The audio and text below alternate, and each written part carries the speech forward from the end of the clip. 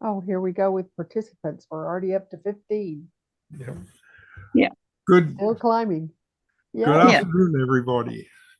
Um,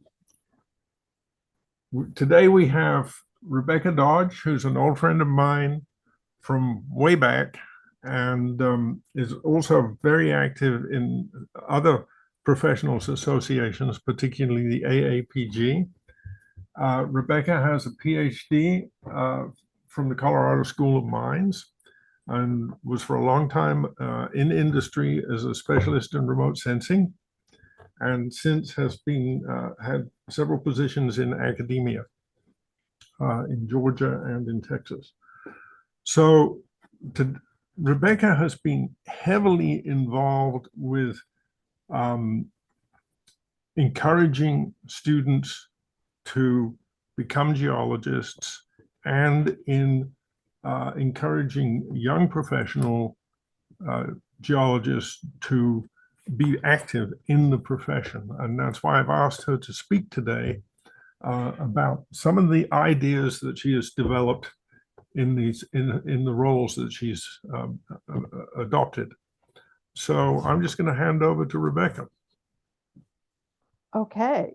Um, I guess we're going to have to find the right screen here.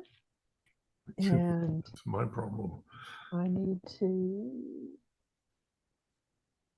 share my screen.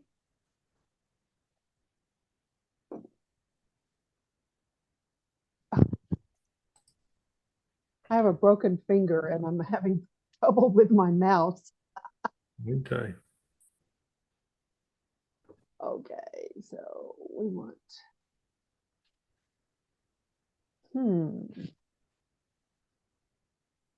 it's not allowing me.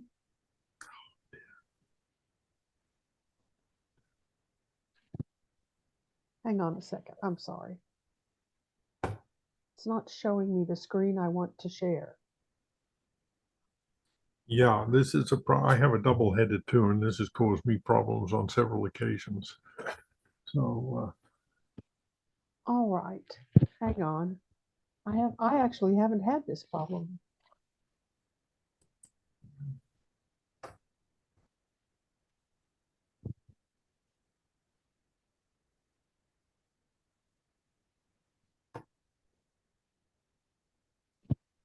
while Rebecca's solving this problem, I maybe will.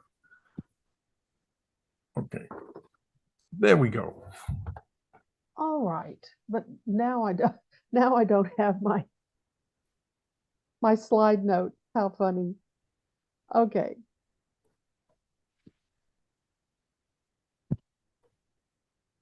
There we go. I think I've got it. All right. So, John asked me to talk about some ideas about the transition from student membership to becoming an early career member and then moving on up to sustaining membership at different levels. And so I have looked at AIPG's efforts and how they work towards students moving up into higher and higher levels of membership. So these are sort of what I call the tried and true stages that you hope your students will go through. So you have student chapters and you offer scholarships to get students engaged with the organization. And then you have an early career sort of group within membership. And in AAPG, we call that the young professionals. It's pretty much the same thing. Okay, we're not advancing. So I'm going to have to do this in two stages. So these are some of the sort of tried and true things that I took a look at. And I went to look at your student chapters in some different universities that I knew that the University of West Georgia had an AIPG student chapter. So I went looking for it and to see how students could find information about it. And it was kind of frustrating. I was actually able to find it eventually but on the geology department website, it was very difficult to find. And when I went to look for student organizations for the whole university, I was finally able to find it, but I wasn't able to find it through the geology program. And when I did find it, they have a very nice lot of information about the AIPG student chapter. Their Geoscience Club is the student chapter of AIPG, and they have information about what AIPG does, who to contact, and so you can actually find something very interesting if you search for it. But the pathway that is shown at the top of this slide, which would take you to geology and then lead you to believe that you could find the student organizations in geology from the web page, that doesn't work.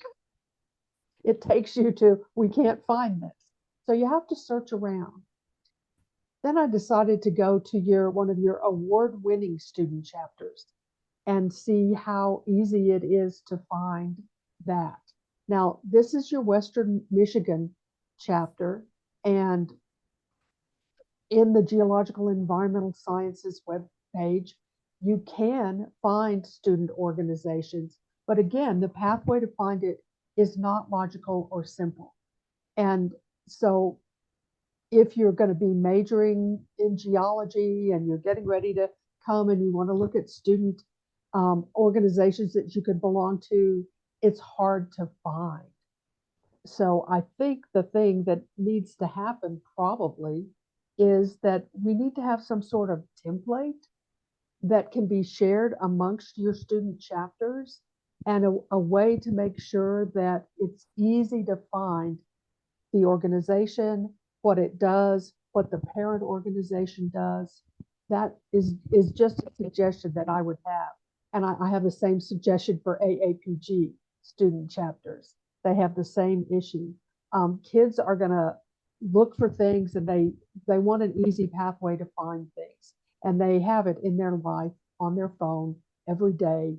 Things are designed to be easy to find. So I think we need maybe to help them do something like that. So this is the information that you eventually get to about the Geology Club, which is the AIPG chapter. And very, very good information and interesting information, just kind of difficult to find. So that's kind of a suggestion I would have to help with the student chapters.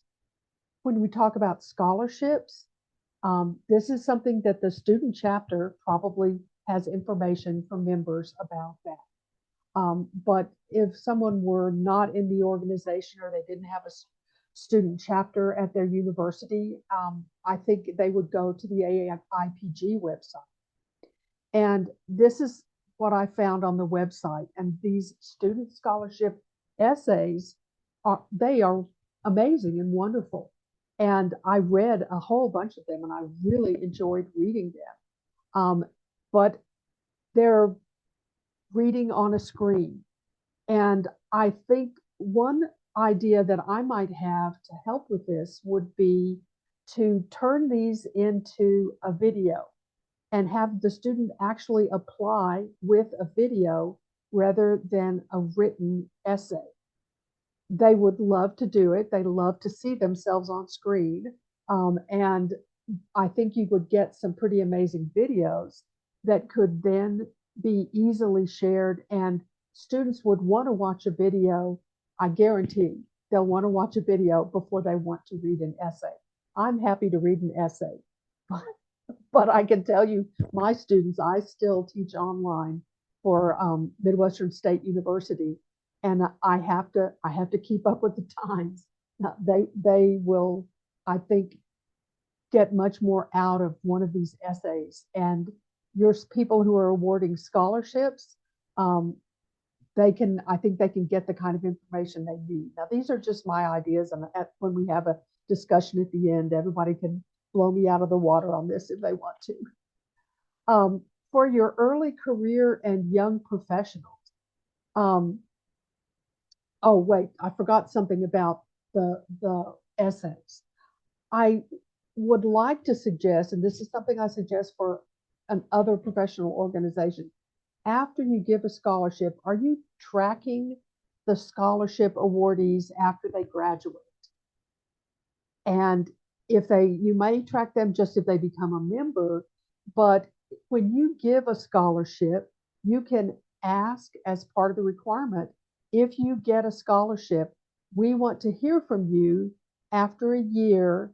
We want you to share your professional experience with us so that we can share it with other students and other people who are applying for scholarships. So that can be on your website. The student organization, if one of their student members gets a scholarship, they can put it on their website. And that I think would be something that would be very interesting to share. For your early career and young professionals, um, you have a mentoring program. I don't know why this little thing is showing up here, and I don't know how to get rid of it. Oh, there. I was afraid it would close everything. You have mentoring, and this is a great program, and I'm sure a lot of people have benefited from this program. I've been a mentor for Colorado School of Mines, and they had a mentoring program, and it didn't work.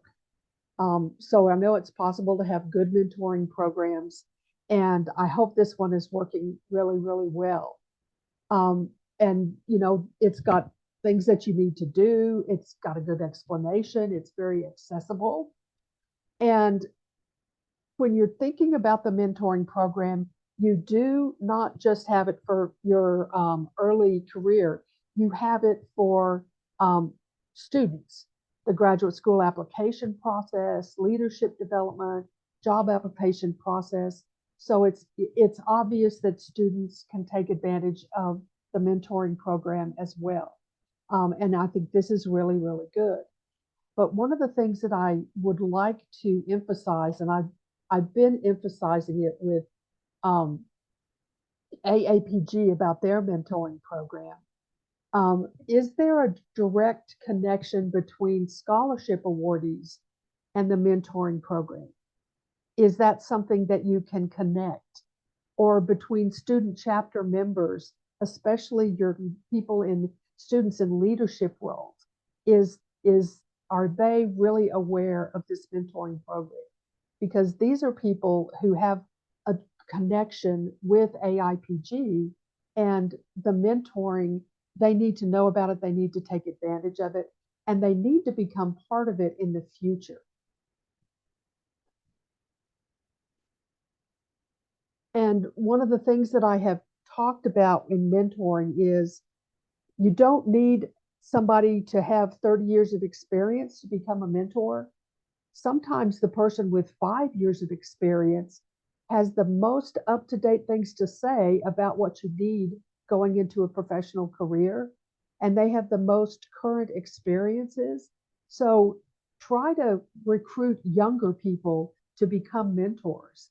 I think it's an opportunity for them to take on a leadership role. I'll talk a little bit more about that later. Um, for your annual program, for your programming, I think you're doing a good job for students and early professionals. You have a professional workshop, and this is focused on some really interesting things. You actually have a Brunton workshop and networking lunch. You introduce a mentorship program. You talk about preparing for the ASVAG exam. Then you have a networking and in a relaxed atmosphere. I like that, speed networking with a cash bar. You have mock interviews, you have geo trivia. There's a lot of things for students and young professionals to spend time engaging with members of AIPG. Um, and I think one of the key things is make sure that in the workshops, it's not just all us gray hairs, that you have young people who are presenting here, and relatable people is what I call it. I mean, I recognize I'm 71 years old. I may not be very relatable to a 20-year-old. So if you can get those younger people involved in planning and presentation. For example, I know if I were trying to tell somebody how to write a resume to apply for a job today, I, I would just be giving them such outdated advice. So that's something that I think that you really want to be able to do. So all of these things are these look really excellent for people who are coming to your annual meeting. And there are field trips. And this is something that I think is a great way to start networking with people. You sit on the bus with them and talk to them. And they ask you questions and you respond. And it can be kind of like a mini mentoring experience. So this all is some really, really exciting things that you're offering. So when you're talking about making the transition to new active members, how do you recruit new active members? Well, sometimes an alumnus from their school says, I joined AIPG and I think you should join too. Or it may be a co-worker. And sometimes you just get the transition from student chapter member to new active member, or they received a scholarship and they become an active member, or maybe they attended a meeting along with other students and or other young professionals, early career folks, and because they were at the meeting, they decided to join at the meeting. So these are great ways to recruit new active members. But what do you want a new member to actually do? And I think this is important. What I think I have up here is kind of a sequence of engagement. And the people who move through these various levels of engagement as they join, starting at the top, they pay their dues. And that's the thing that new members, old members, some people just pay their dues. That's all they do. Some of them attend local meetings. Some of them contribute to support scholarships. These are all kinds of things that are sort of steps through a progression. Attending national meetings. These are things that people will do. But I think that as you get further down this list, you're starting to see things that are more going to go more towards sustainable membership.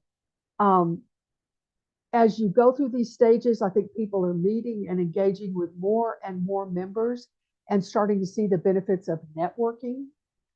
I started building my network, which culminated in my being elected vice president of AAPG, when I started volunteering to judge posters at an AAPG convention about maybe 3 or 4 years after I got out of graduate school. And I had been an AAPG member for over 10 years at that point already, but I had never gone to a meeting and judged presentations and posters. So I met the people who were doing that. And that was the beginning of my network. And in just a few years after that, I was on a planning committee for an AAPG convention. And so in my title, I talked about hooking people. I was hooked after I met all those people who were so engaged and were at the convention and giving back by judging posters. It was great. I moved on to serve on committees and plan meetings, and I began to run for office. And I was first elected as an officer in the Dallas Geological Society in 1990. So I think this is kind of a progression, and you want people to get into this and progress through these various stages. And I think we really want to emphasize leadership. So I want to give you a little case history here, and then we can just open it for discussion and talk about ideas. But this previous spring, I was asked to sponsor the Latin American Caribbean region. That's the LACR Summit. And this is the Leadership Summit, and it's for students and young professional leaders. So this would be like the president and vice president of the student chapter. And for young professionals, there's a young professionals network in the sections and the regions for AAPG, and they have leadership. And the idea is to offer these people who are already in leadership roles leadership training. They probably never had it before. They just stepped up. But if you want them to continue to grow in leadership, this summit this was like the fourth summit. And the people who went to the first summit are still engaged in these leadership summits, in the planning activities, in recruiting, in getting sponsorships. So these students who go to this meeting were sponsored. They didn't have to pay anything. So this was from their sponsorship flyer. They were asking people to support the summit. And since I was vice president of sections for AAPG, I asked them if I could sponsor specifically two people from North the AAPG sections to come to this meeting in South America, and I was able to do that. So we sent people down there for this, and they said they loved it. So this includes leaders from student chapters, young professional chapter leaders from the sections in the regions. It's by invitation. Travel is funded by sponsors, and the program is developed by attendees as after they've been accepted, after they've been invited, and by summit alumni. So the summit began with a career development panel, and the people on the panel were mostly older people. I mean, I think there was somebody there who was in their 50s, but that was probably the youngest person there. And it's not bad to have a leadership panel that has people like that on it. And these were some of the things that they emphasized. And since this is for AAPG, they were trying to convince these leaders that we, as energy industry people, are responsible to communicate the realities of the energy transition. And also to see that geoscientists are serving societal needs, but they also do have responsibility for the effects of resource production, and also to recognize that leadership requires sacrifice. So some of the attendees, their takeaway was that they can have a significant impact. They can lead by example, collaborate, get a good education. And so I think that's that first effort there that they started the summit with went really well. Then they had a communication workshop.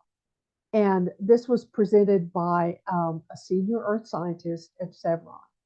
And he had some key points he wanted to make. And I think this is all good advice, but they had half a day going through this in detail.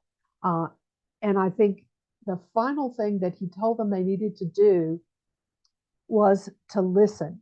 To become an effective communicator, you have to listen to the people you're trying to communicate with. So you know where they are.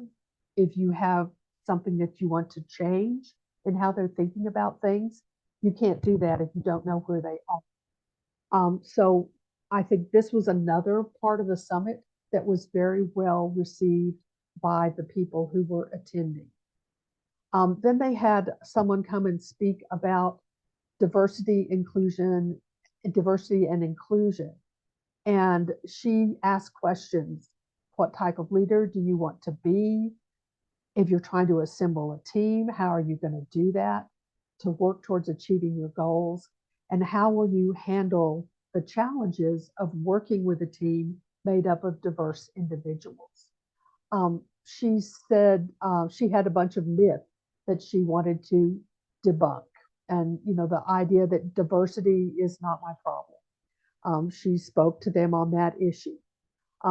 Diversity is woke, that it's a bad thing, that it's a negative, when in fact it is not.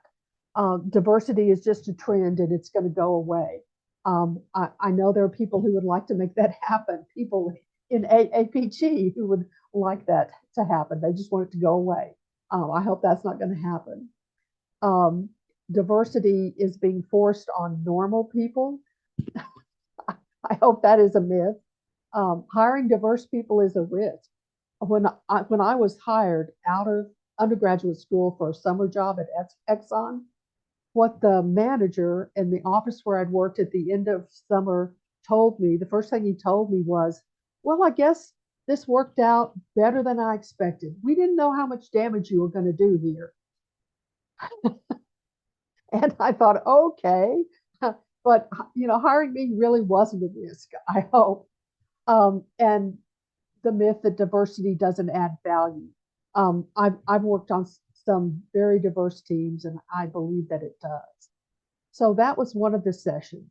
And then the students took a test, a personality assessment. You might think this is kind of silly or useless, but when I went to work for Hunt Oil Company, they hired a company to come in and give us all a personality assessment to see how we would work in a team. And I have that. I still have that. And it hit the nail on the head for who I am and how I work with people. And I have read it over and over and over again over the past 35 years to remind myself if I'm having problems working in a team, I need to go back and look at this test to see why I'm having problems and to get a handle on it. And so this is a summary from some of the students. They wrote a summary about it. They got to know themselves. They all have traits from the 4 different categories in this test that people can fall into, but just they have the traits to different degrees. It doesn't make one person better than the other. And it revealed things to themselves, maybe things that they thought they were hiding or that no one would notice about their attitudes. And this highlighted those attitudes and things they wanted to hide for themselves, which I think is really important. And they looked at using all of this information to help them reach a balance and improve on how they dealt with people. So I think this was a really valuable thing for these students. They thought it was great. And so at the end, they were talking about in their student summary, exploring different leadership styles, getting into discussions, and approaching how to establish their own leadership goals. Everyone's leadership style involves a combination of self-awareness and understanding how one's traits manifest in a team setting.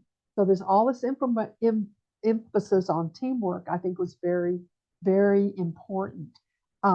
Considering their own leadership inclinations, comprehending their effects. So they thought it was a very valuable learning opportunity and a catalyst for self-discovery. So I would encourage every organization I'm in that wants young people to move through different stages of membership and end up in leadership roles, even if it's just leadership of a committee or planning a conference or planning a field trip or helping to establish a student chapter. It help people at young ages to see that leadership is a goal, to get yourself into a position where you're providing leadership. So really that's what I'd like to end up with and open this up for discussion. And these are sort of the things that I went over. And now I would like to just let people, ask questions, comment. I don't have all the answers.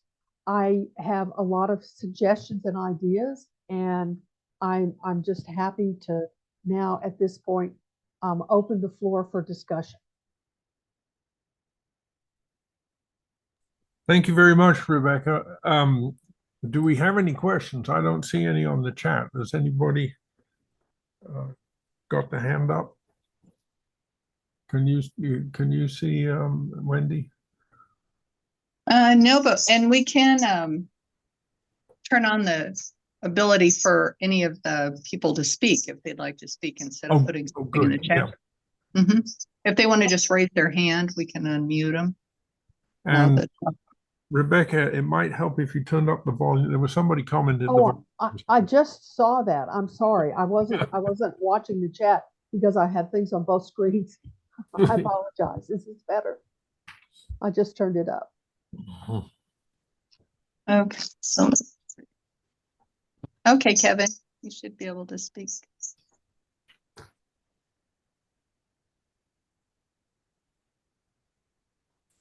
Kevin, are you muted or something? Yeah, Yeah, Kevin, needs to unmute.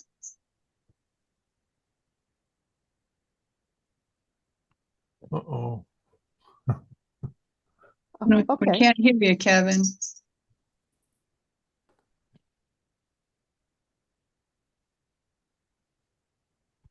No, No. I think Russ Patterson maybe has something to say. Okay. Let me go down to.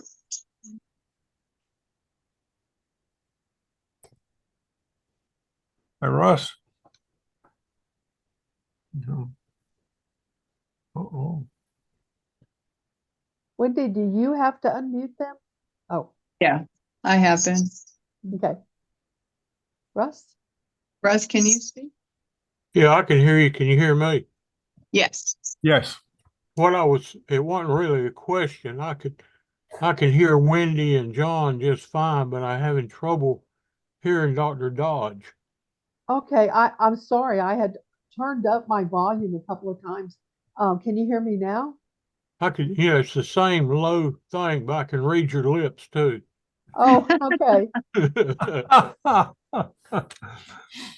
Yeah. So, Russ, did you have a question for Rebecca? No, I didn't have one. Okay, Thanks. I do. Rebecca, could you just run over what those disc characteristics were again? Sure. That they were dominance, Yep. influence, steadiness, and conscientiousness. Do you want me to put that slide back up on the screen? Yeah, thanks.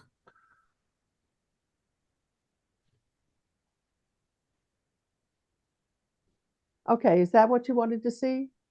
Yeah, exactly. Right. Yeah.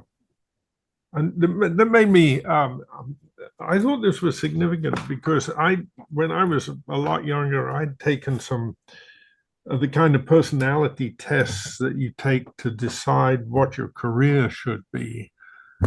And those never seemed very useful, but this seems a more apropos kind of personality test of the kind of things that influence your career once you've chosen it. I know. I've taken both of those kinds of tests as well. And this one is really designed for people who are involved in teamwork and to help them communicate better with their teams and realize what they can contribute beyond just the technical thing. So I think the students and the young professionals or the early career folks who were there were very enthusiastic about this. They Okay. really felt it helped them to focus. Yeah. Kevin, are you able to? Well, can you hear me? Can you hear me now? Yes. Okay, great. I got it fixed on this end. It wasn't y'all's problem. Anyway, this Kevin Coleman, Rebecca, or do you remember me? Yes, hi. Hi. I remember Wendy too, but and John, of course. But Yeah. at any rate, it was Rebecca. It was your dad that got me involved in AIPG. Oh, As well as all the other students he encouraged to join AIPG way back when. I think it was 1976. that's about the time I joined. I joined in 75. Right. So I think, yeah, the number one, now I joined AIPG at the bequest of a guy of my boss, actually, at Robert Kistner in San Antonio, Mark Dobson, because he said I needed to get at a CPG, but I needed to also be associated with other members across the country of that organization. So here we have your dad, who was a leader actually in petroleum geology when he was instructing that and was chairman there at UTA. and then and then my boss who encouraged us to get involved in AIPG. Of course, I was the same thing as with Chris Mathewson with AEG. He really pushed AEG and got all of his students as student members of AEG as well. So I think that those are the two biggest contributors to membership is on the academic level first, from the professors, and then from the when you go to work, and then the professional level, your boss. So those are as far as I could see, those are the two biggest encouragements for students and young professionals to join organizations. And I think you're right. I think you're absolutely right. And then once they're in the organization, it's up to the organization to provide them with a pathway and some Yes. goals. And we have AAPG has so many student members, so many student chapters, but it doesn't translate to so many young professionals, and then they stay in and take on leadership roles. It just doesn't translate. So AAPG has the same problem as other service organizations. So yeah, I think I agree that getting people in to begin with is done exactly the way you're talking about. Yeah. There's a couple of questions on the chat, Rebecca, but there's one I'd like to address the last one first. Bob McGavin is asking if there will be a replay sent out for this. And I understand that is the replay is available, right, Wendy? Do you know what the time frame usually is? It depends on Aaron's schedule. He'll do a little cleanup of it, and then he'll post it to the AIPG YouTube channel. But Rebecca, I don't know if you could provide me the presentation. I can also post that on our website. Oh, absolutely. I Okay. can send you I can email you a PDF of it. Yes, perfect. Okay. Yep. Okay. That's No problem. awesome. Yeah, so Okay. we will, but the video, the recording, it'll probably be I wouldn't doubt if it'll be a month or two with Aaron's got a lot happening right now, but as soon as it is, I will make sure to send an email out to everybody to make them aware. Also, if you go to the AIPG YouTube channel and you subscribe and you hit the notification bell, as soon as the video is uploaded, you'll be told immediately. You'll get a notification. Good, thank you. Bob, did you hear all that? Anyway, while she's typing, Jim Tucker, do you want to address his points, Rebecca? He's the first thing in the chat. Well, yes, and I'm looking at that right now. There are lots of opportunities, and it's up to the organization to make those opportunities well known and available. And again, if you're looking at young people, having something on your website that involves a video or something that they can look at on their phone. I'm not kidding. They'll do it. They'll do it. They'll try to look at things on their phone that they can't possibly do on their phone, but then they'll go to their tablet. So they're able to consume things that we never even thought about, and they want it in a friendly format that they can relate to. So all of these opportunities are definitely there, and if you get them started, you just need to get them started engaging in some sort of low-level leadership, and then just keep them moving up and give them more and more opportunities. So thank you, Jim. This is good advice. Yeah.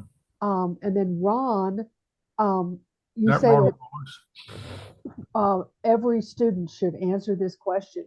And that's one of the things that this Student Leadership Summit, one of the things that they were told right up front is that they needed to accept the perspective that geoscientists are serving societal needs.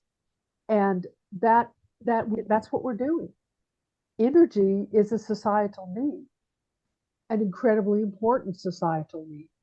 And so a career in geosciences is a career in service to society. I agree with that 100%. I do too. And one point I would like to make is that you need to hold on to that through your life. I mean, we've come to the halfway through my career, we started to be the enemy to a lot of people, and we need to hold on to our original idealism, because that's what keeps us going and keeps us contributing. And I think we also need to do something that I haven't done very well, and that is when people attack science as a profession or the extractive industries as a profession, we need to point out, even though it may be painful at times, that society needs our products. Society would not function without our products. We may feel conflicted ourselves in some of the byproducts of our activities, but society would completely collapse without us. So, well, and that was one of the other top points, was that we have to accept responsibilities for the effects of resource production. But that applies to all sources of energy require resources that come out of the ground. yeah. You don't make solar panels out of water. Go to a lake and pull a bucket out and throw it in the air and it turns into a solar panel. There's a lot of good resources. And if you guys aren't familiar with Scott Tinker, he was one of the speakers at the summit, and he talked about the energy transition. And if you want information to share with people about the energy transition, go to the Switch Energy Project website, and you can find an amazing array of resources, including a bunch of talks that Scott has given, and you could download the slides and put together your own talk for anybody you want to present to.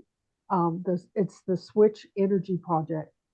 And I just recommend that if you want to do like John says and talk to people in a respectful but very informative way, the resources to do that will be on that site for you to do with as you wish.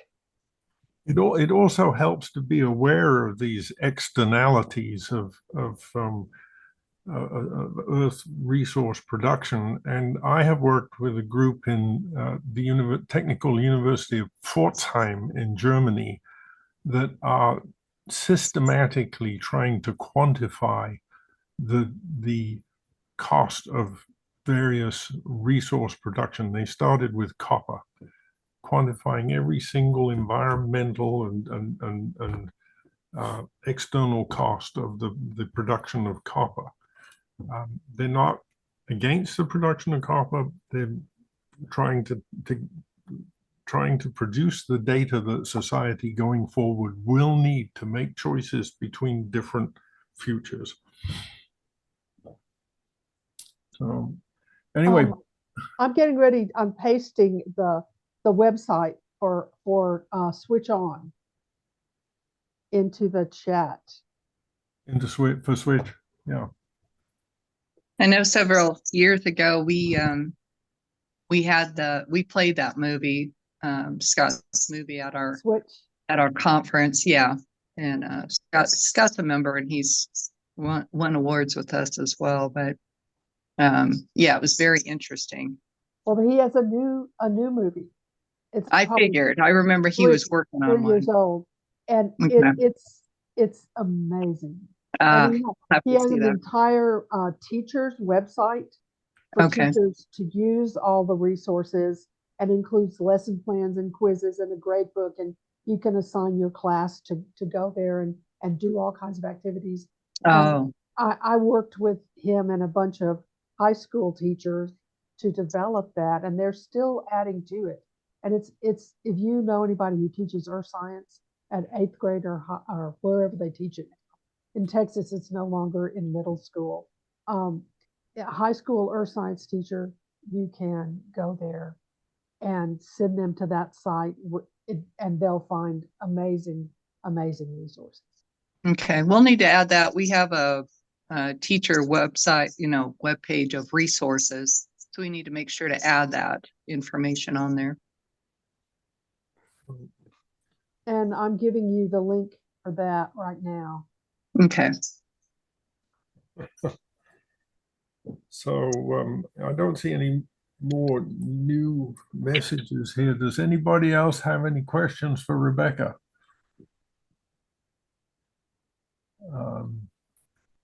I too can, yes, Sarah Olson, a question has just come in. She just pressed the button. Do you want to address that? Okay, I'm looking at it right now. Yeah, you might read a bit of it out to us. Okay, well, okay. Your AAPG student chapter is the Earth Science Club. It was the same way at West Georgia, and when they had an AAPG student chapter, it was the same way at Midwestern State. But now it's just the Geoscience Club. They don't have an AAPG student chapter anymore. Use available scholarship as a benefit of being an AAPG chapter. So I know that that's a great way to publicize the scholarships. They also have grants for graduate students. AAPG has a specific program for graduate students. Convincing students that petroleum isn't bad. I didn't have that problem at either of my universities that I taught at because they were so engaged in resource exploration and production as being important even at the undergraduate level. And if you're at a university where the faculty think that petroleum is bad, you've got a real challenge. But I have, for other students who aren't majors, the way I convinced them that petroleum and energy weren't bad, I showed them both of Scott Tinker's movies. They as labs. Had to spend an hour and a half watching the movie, take a long test to show that they actually watched it, and then we discussed it in class. So I was kind of reaching out not just to geology majors, but to anybody who was taking my class, reaching out and trying to get them on the energy transition page that's based on reality. But it is a challenge to convince students that petroleum isn't bad, unless you have a faculty member who feels that way about it and wants to sponsor a student chapter. Then it's just going to be a difficult task. You'd have to change faculty members' minds, and that's like herding cats, literally. But I think one way forward in this kind of discussion is to ask students, well, what would you do without electricity in your home? What would you do if you couldn't go somewhere by car? What would you do if you couldn't use air conditioning? What would you do if you couldn't heat your house in winter? Because I don't think the majority of people realize how essential cheap energy is to their lifestyles and how badly society would collapse if it became unavailable. And it's not that petroleum is particularly good. I mean, there are downsides to petroleum, but it's that without it, we'd still be driving around in horses and carriages on unmade roads with, ruts and things, and we'd still be freezing to death in winter, and we wouldn't be able to grow the food we need. Everybody would be starving because the agricultural revolution is dependent on energy. And people just don't realize how their whole lives are supported by the energy industry. And we're faced with the transition that we have to deal with, but it's, you know. John, I just put in the chat a video that's on the first website that I posted. And it is Energy Makes Our World. And they developed this for the Houston Museum of Houston Science Museum as part of a exhibit. And you can request a screening, and there's sort of a copyright on it, so you can't just open it, I don't suppose, but you can request a screening, and it does exactly what you're talking about, John. It takes away everything in your life that is based on petroleum. Right. And it's Wow. very, very enlightening and it's really designed for sort of a high school level, early college audience. And people literally are so shocked when they see, oh, I didn't know that came from petroleum. What? So I recommend that as well. So and once you get into the Switch website, you're going to be surprised the resources to help you to talk to people rationally and hopefully open their eyes. And if you watch the second movie, Switch On, and the early part, I recommend that you bring a hanky. I have rarely met anyone who doesn't shed a few tears seeing the effects of cooking in the home with dung and how it kills your children. So, Wow. anyway. Hello, somebody's trying to say something. Go ahead. Oh, I don't understand why when I'm typing in the chat, it says that it's going to hosts and panelists. That's the problem. Oh, you have to change it. Oh, how do I do that? Okay, so where it says 2, you have to hit that drop down and then put everyone. Okay, can I do that retroactively? No. You'll just have to copy and paste. I hadn't noticed that because, of course, we're seeing it. I can't see where to do that. I've never seen that notice before. Okay, I see to hosts and panelists, but I don't see how to change it. So in the chat, when you're in the webinar chat. I'm right there. Okay, and right next to 2. I don't even see. Oh, there we go. Click on it and then change it to everyone. Yes. Change it to correct. everyone. Sorry about that. Okay, I'm gonna do that, and I'm gonna go post those things again. Sorry about that. Sorry, everybody. I wasn't aware of that either. Sorry about that. I'm gonna try to put all of them in there at once.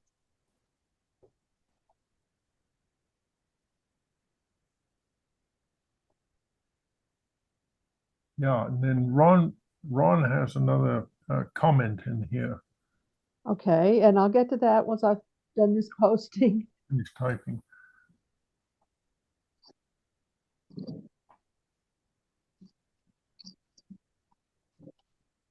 Yeah.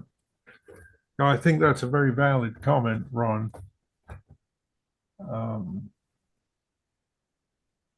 All right, let's see. Did that work? Yep. I see one notice. There's 3. There's 3 in there. Okay.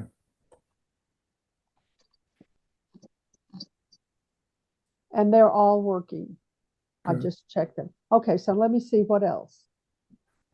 Which one is this? Ron? Ron to everyone. You had it right.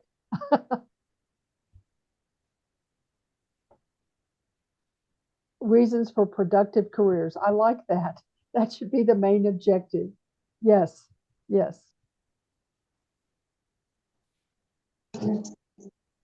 Yeah.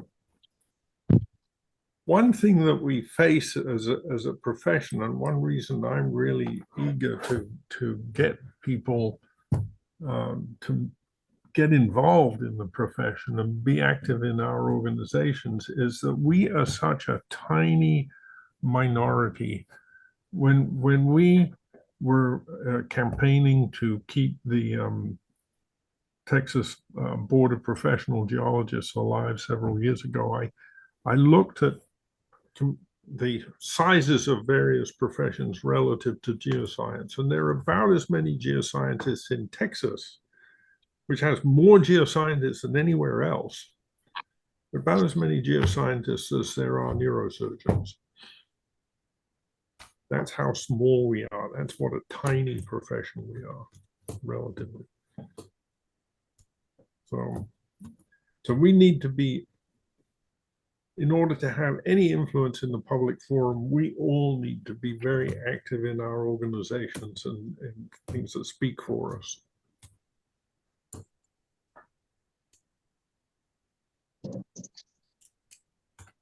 So that's why I invited Rebecca here. Well,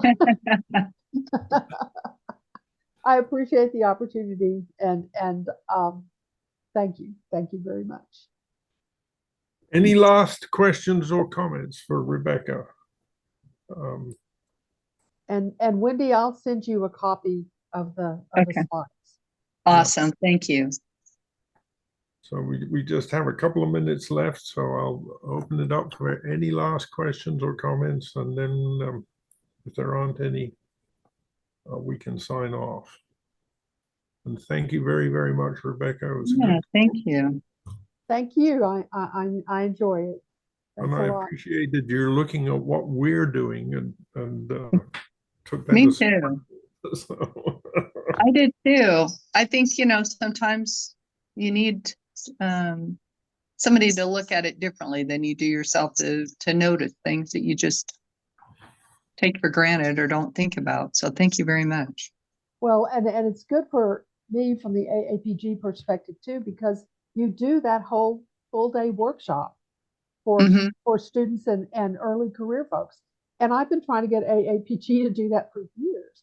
Oh, So, we go to Image, and SEG has a huge full day workshop with posters for students, and AAPG is just like, we're glad you're here. I don't know. I'm sorry, but so it's good for me to look at other organizations too and learn from them. yeah, wonderful. Thanks Okay. very much, Rebecca. Thanks, Thank Wendy, for you. hosting us again, and Okay. thanks for everybody in the audience for attending. We really, really Thank appreciate you. it. All right. Thank you. Okay, bye-bye. Bye-bye. Goodbye.